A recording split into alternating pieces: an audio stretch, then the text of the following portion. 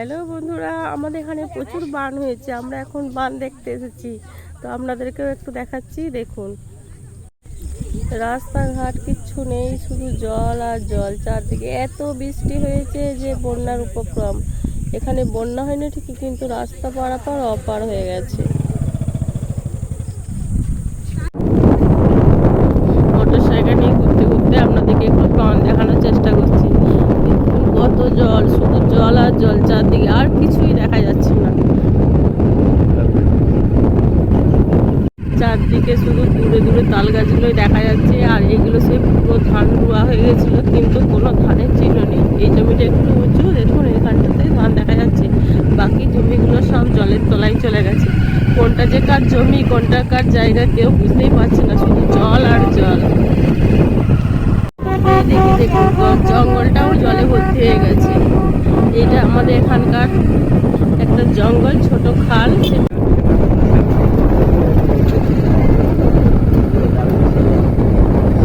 এটা যে দ্বারকেশ্বর নদী, সেই দ্বারকেশ্বর নদীর জলটা এই দিক দিয়ে বয়ে আসছে। এখন দেখছেন বন্ধুরা, কিচ্ছু দেখা যাচ্ছে না, চারদিকে শুধু জল আর জল। এগুলো কিন্তু পুরো সব জমি, তাছাড়া কিছু এখানে খালও নেই, নদীও নেই। জমিতে জলে ভর্তি হয়ে গেছে। ওইদিকে দ্বারকেশ্বর নদী আছে, সেই দ্বারকেশ্বর নদী থেকে জলটা দেখুন বন্ধুরা, এটা হচ্ছে একটা ভাদুর যাওয়ার জঙ্গল আছে আমাদের এখানে। সেই জঙ্গলের রাস্তা দিয়ে আমরা যাচ্ছি। এখানে চারদিকে শুধু রাস্তাঘাট কিচ্ছু নেই, শুধু জল আর জল। চারদিকে এত বৃষ্টি হয়েছে যে বন্যার উপক্রম। এখানে বন্যা হয়নি ঠিকই, কিন্তু রাস্তা পারাপার অপার হয়ে গেছে।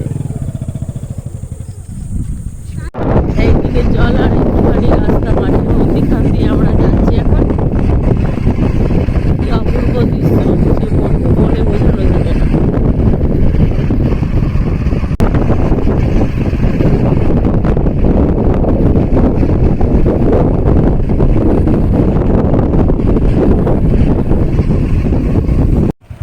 দেখুন বন্ধুরা, আমরা একটা এখানে ব্রিজের ওপর দাঁড়িয়ে আছি। ব্রিজের ওপর দাঁড়িয়ে আমি একটু জলটা দেখানোর চেষ্টা করছি। কি জল, মানে কি বলবো, আমি কিছুই খুঁজে পাচ্ছি না। দেখুন কেমন জলটা এই দিক থেকে বয়ে আসছে।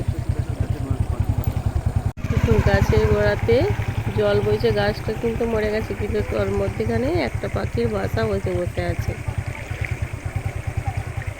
জল দেখছেন কি হারে জলটা বয়ে নিয়ে যাচ্ছে সমস্ত কিছু।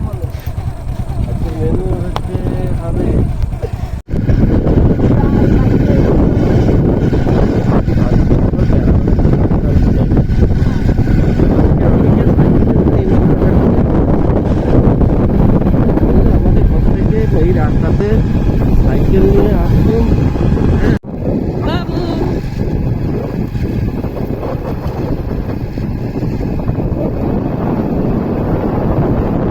সবাই বৃষ্টির মধ্যে নেমে একটুখানি এদিক ওদিক করে হাঁটাহাঁটি করছে। তা আমার ছেলে ও বাবাকে নিয়েও নেমে পড়েছে।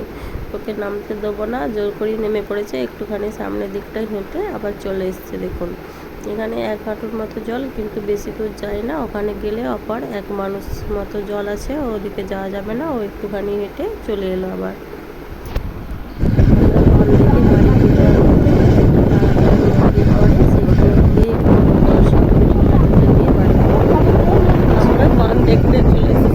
দেখতে দেখতে তারাপীঠে, তারামায়ের মন্দির চলে এসেছি। না বন্ধুরা, এটা কিন্তু তারাপীঠ নয়, এটা আমাদের এখানে দ্বিতীয় তারাপীঠ এই মন্দির।